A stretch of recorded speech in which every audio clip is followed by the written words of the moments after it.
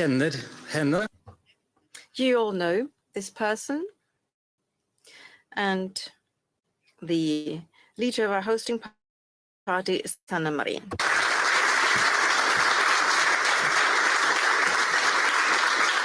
Tack, tack, kära vänner, dear friends, hyvät ystävät.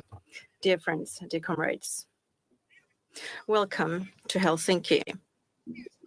The Nordic Está comenzando ya la Cumbre Nórdica SAMAK, donde está presente el secretario general de la OTAN, Jens Stoltenberg. Va a ser enseguida cuando empiece a hacer ese discurso introductorio de la cumbre. Ahora mismo está hablando Sanna Marin, la primera ministra.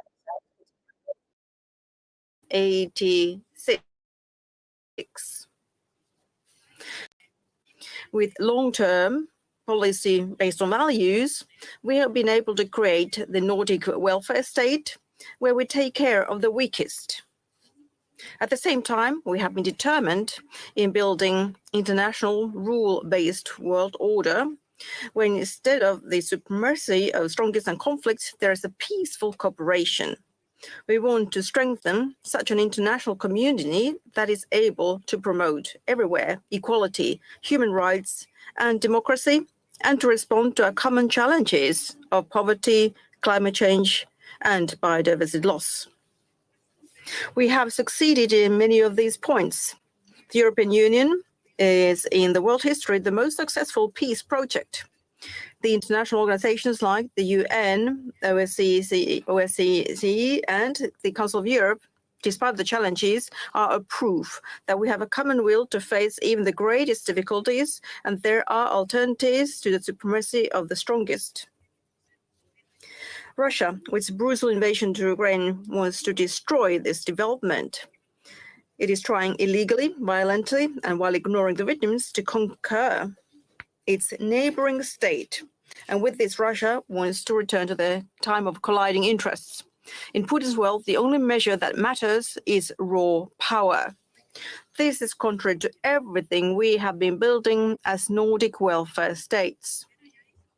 Russia cannot succeed in its aspirations. Therefore, we stand with Ukraine as long as needed.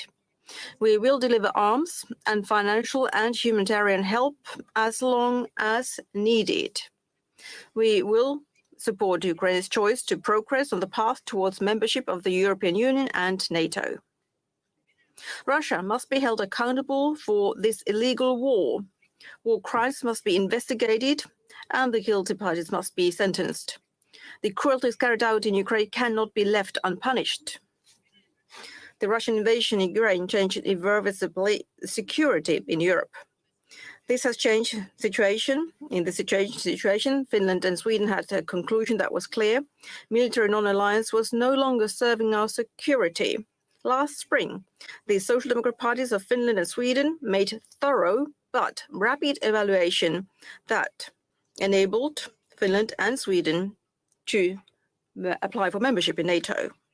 As Magdalena Andersson put this into words when speaking in Munich in the Security Conference, the decision to apply for NATO membership was difficult since it meant turning a new page. In Finland as well, the application membership meant a change in the decades-long tradition in the foreign policy.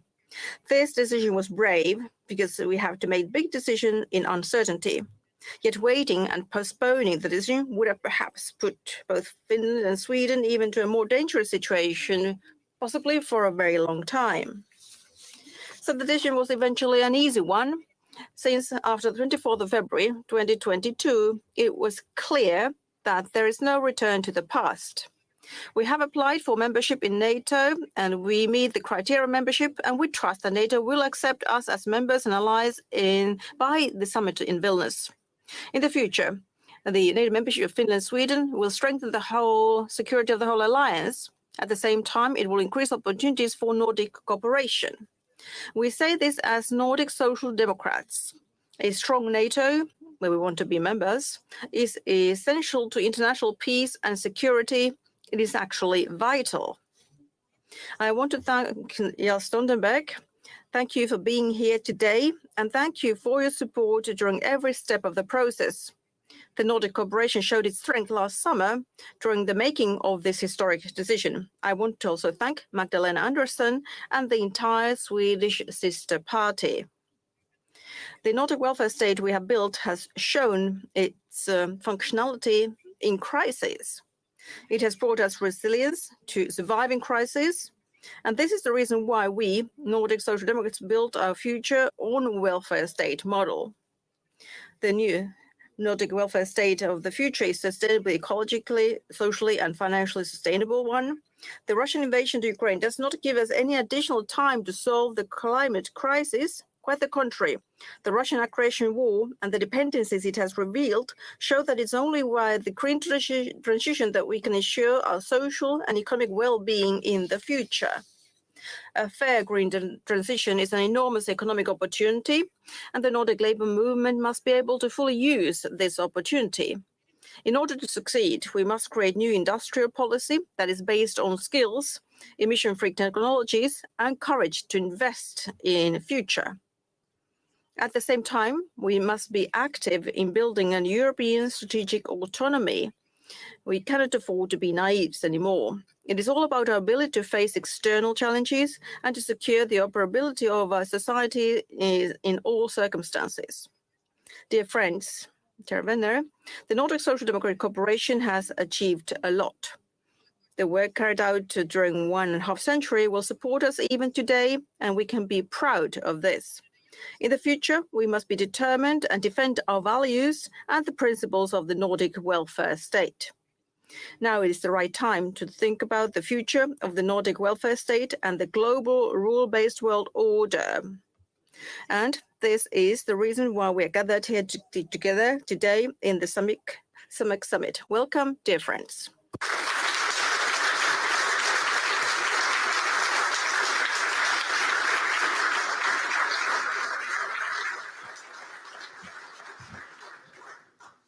Thank you very much. And then I welcome our only guest on the podium. I was state secretary to your government. Very happy to have you here, Jens. Welcome.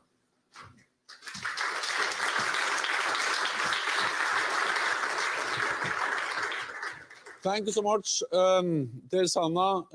It's great to be back in Helsinki and great to be at the SAMAK meeting. I feel among friends, I feel among colleagues, and I feel that I'm attending a kind of family gathering of my political family, and it's some years since last time, so it's really great to see you all. I attended my first meeting of this forum, the Nordic Social Democratic Parties and the trade unions, when I was newly elected leader of the AOF, or the Young Social Democratic Party in Norway, in 1985. That was at Bommersvik, and it was Olof Palme that welcomed us all there. And then I think it was Kalvi Soisa from Finland, and it was Anker Jørgensen from Denmark, and then Jon Hannibalsson from Iceland. A great guy, and then of course Gro Harlem Brundtland. And since then, together with Gudmundur, we have attended different SAMAK meetings for almost 30 years, and then I had a break for almost 10 years now. So it's great to be back, and really I was very pleased when I was invited. And normally we spend a lot of time considering whether I have time, but actually I just decided that we just have to find time to go to the SAMAK meeting in Helsinki and to meet with all of you. So thank you so much for inviting me.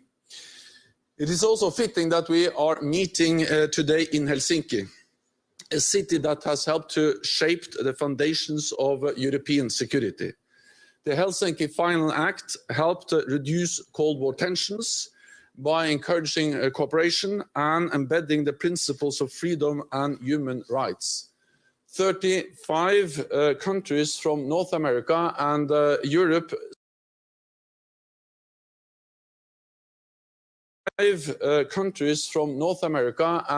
Europe signed the Helsinki Final Act, the Soviet Union included, committing to settle disputes peacefully, respect sovereign borders, and refrain from the threat or the use of force. President Putin has now shattered these principles. We may be shocked by the brutality of the war against Ukraine, but we should not be surprised. This is part of a pattern of Russian aggression over many years. In Grozny, in Georgia, in Aleppo, in Crimea and Donbass, and now a full-fledged invasion of Ukraine. NATO allies shared intelligence, precise intelligence, about Moscow's plans for an invasion many months ahead.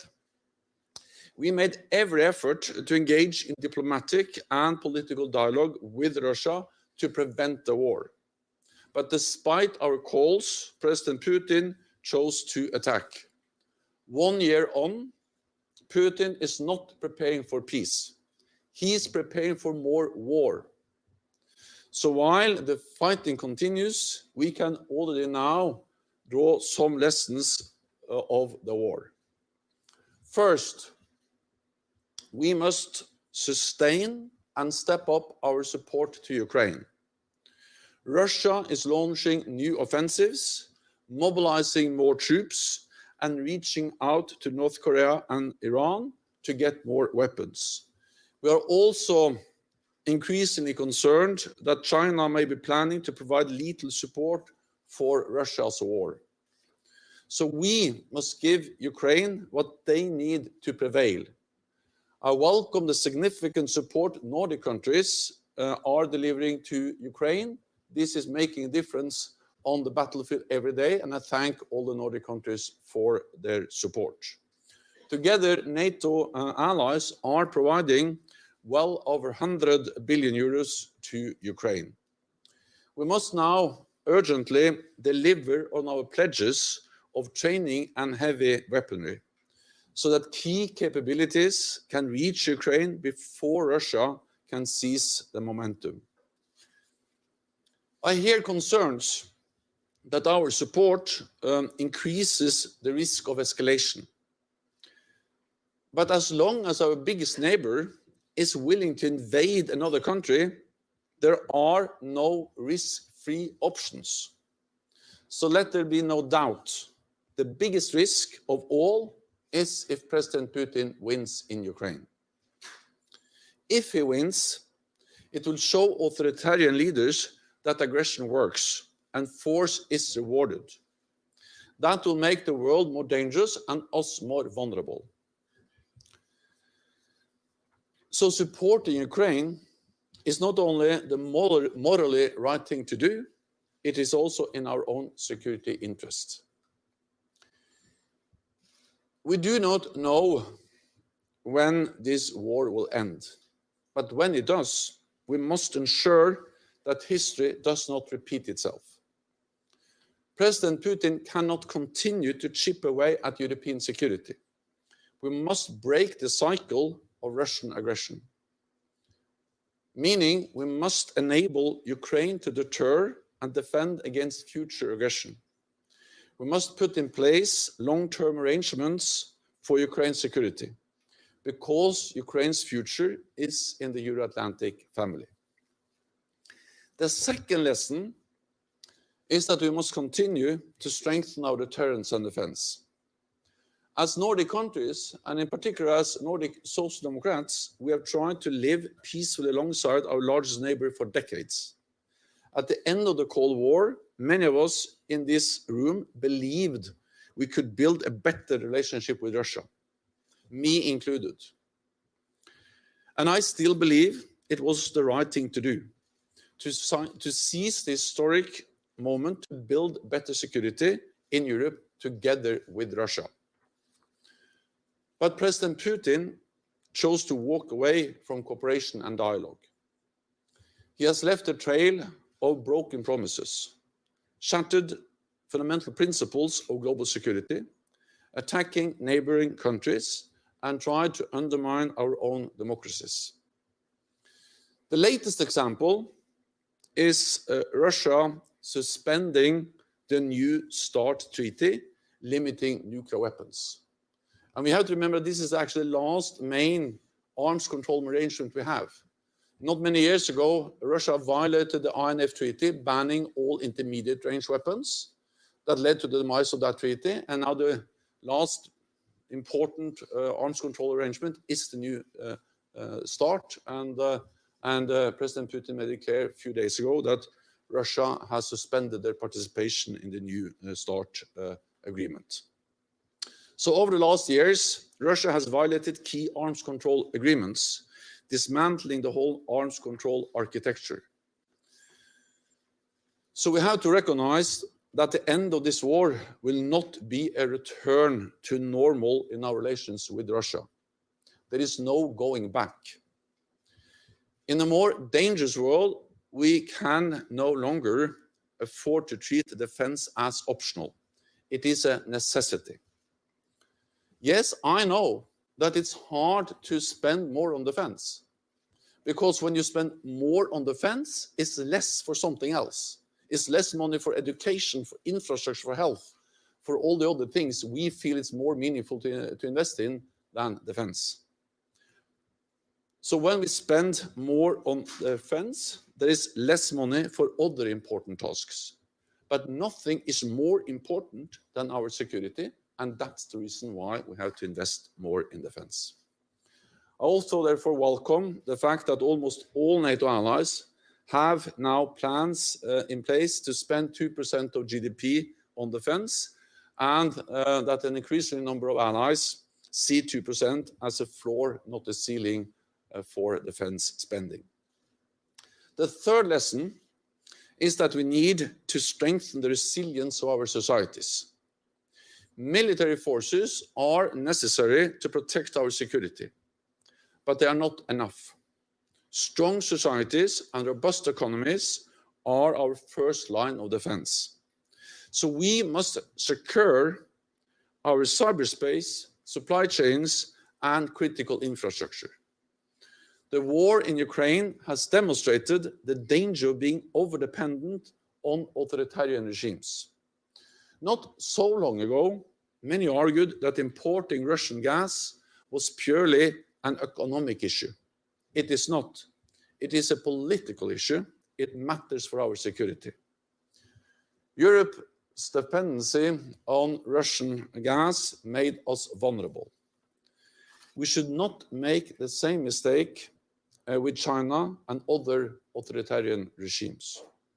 We must not become too dependent on products and raw materials we import, or export key technologies that could be used against us. And we must protect our critical infrastructure at home. Of course, we should continue to trade and engage economically with China, but economic interests cannot outweigh our security interests. We know that Beijing is watching closely what happens in Ukraine, the price Russia pays, or the reward it receives for its aggression. So what's happening in Europe today could happen in Asia tomorrow. Our security is not regional, our security is global. Let me then end with a few words about Finland and Sweden's NATO membership. First, I would like to commend and praise Sanna Marin and Magdalena Andersson for their political leadership, because they actually demonstrated political leadership, courage, when they led their countries to make the historic decision to apply for membership in NATO. And then all NATO allies made an historic decision when we decided to invite Finland and Sweden to join at our summit in Madrid in June last year. So far, this has been the fastest accession process in NATO's modern history. Finland and Sweden applied in May last year. All NATO allies invited you to join at the Madrid summit in June. And 28 out of 30 allies have already ratified the accession protocols. Completing Finland and Sweden's accession to NATO is a priority for NATO. I had good discussions with President Erdogan in Ankara recently, and we are making progress. I have made clear that both Finland and Sweden have delivered on the commitments in the trilateral memorandum agreed with Turkey at the NATO summit, and that the time has come to finalize the ratification process. I'm glad that President Erdogan agreed to restart discussions, and I will convene another meeting of the Permanent Joint Mechanism at NATO headquarters next week. I also expect that the Hungarian Parliament will complete ratification shortly. Finland and Sweden's application to NATO have already strengthened your security. You are sitting at NATO's table and integrating into our political and military structures. NATO has increased its presence in the region. We are exercising more together, and many allies have given Finland and Sweden security assurances. So it is inconceivable that NATO allies would not act if your security was threatened. So friends, NATO is a big family of 33 nations across Europe and North America, soon to be 32. We represent half of the world's military might and half of the world's economic might. And we provide security guarantees like no one other, one for all and all for one. Bringing the Nordic family together around NATO's table will make Finland and Sweden safer, our alliance stronger, and the whole Euro-Atlantic area more secure. So I look forward to welcoming you both as soon as possible. It is time to finalize the process and to have Finland and Sweden as full members of our alliance. And then I look forward to our discussion and to continue to be together with this great family. Thank you.